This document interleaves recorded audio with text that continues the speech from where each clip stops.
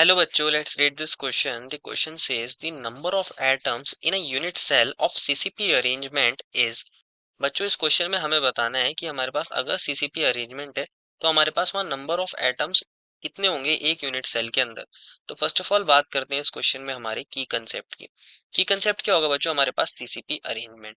बच्चों अगर हमें CCP अरेंजमेंट के अंदर नंबर ऑफ एटम्स निकालने हैं पर यूनिट सेल, एक हमारे यूनिट सेल के अंदर कितने एटम्स होते हैं, तो हमें ये पता होना चाहिए कि सीसीपी अरेंजमेंट होता क्या है और किसको बोलते हैं।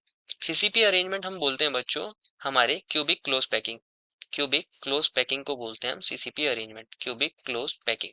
और इसका एक नाम और होता है बच्चों एफसीसी, इसी को बोलते हैं हम एफसीसी और एफसीसी भी बोल देते हैं। और इसका मतलब क्या होता है हमारे पास? Face centred cubic. Face centred cubic. Cubic मतलब हमारे पास यहाँ क्यूबिक टाइप का हमारी शेप का यूनिट सेल होता है, क्यूबिक यूनिट सेल्स होते हैं। तो हमारे पास समझते हैं एफसीसी के अंदर होता क्या है। हमारे पास एफसीसी या फिर सीसीपी, इसके अंदर हमारे जो एटम्स होते हैं वो कहाँ पर लोकेट होते हैं? हमारे कॉर्नर्स पर लोकेट होते हैं।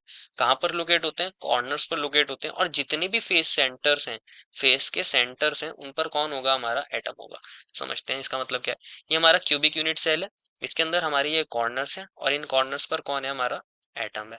सिमिलरली चार कॉर्नर्स नीचे हैं, इन्हीं चार कॉर्नर्स पर कौन होंगे? हमारे एटम्स होंगे। और हमारे पास ये कॉर्नर्स हो गए ऑक्यूपाई सारे। जितने भी फेस सेंटर हैं, टोटल 6 फेसेस हैं, एक ऊपर वाला फेस एक नीचे वाला फेस, इन दोनों के फेस के सेंटर पर कौन होगा? हमारा एटम होगा।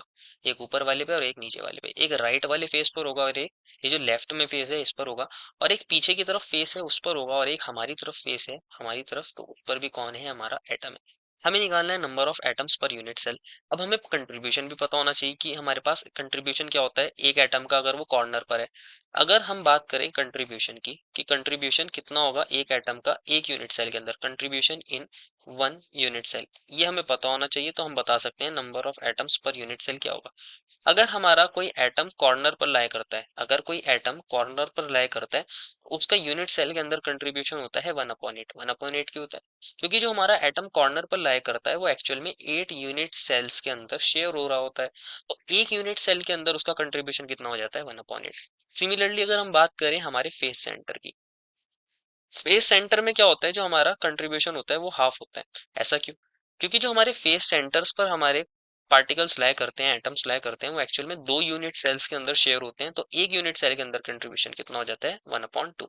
अब हमें क्या निकाल लेते हैं? Number of atoms per unit cell, यही तो निकालना है। Number of atoms per unit cell in CCP. Number of atoms in one unit cell in CCP. Unit cell in CCP. तो बच्चों हमारे पास टोटल कॉर्नर्स पर हमारे एटम्स हैं और 8 कॉर्नर्स हैं, तो 8 आ जाएगा। और हर कॉर्नर पर कंट्रीब्यूशन कितना होता है? 1/8। प्लस हमारे पास जितने भी फेस हैं उन पर हमारे एटम्स हैं फेस के सेंटर पर, और टोटल हमारे कितने एटम्स हैं फेस सेंटर पर? 6। और हमारे पास हर एक के लिए कंट्रीब्यूशन कितना होता है? हाफ। तो इसको सॉल्व करेंगे, आ जाएगा 1 प्लस 3 और इसकी वैल्यू आ जाएगी 4। Therefore, final answer is the number of atoms in a unit cell of CCP arrangement is 4. I hope you understood it well and best of luck.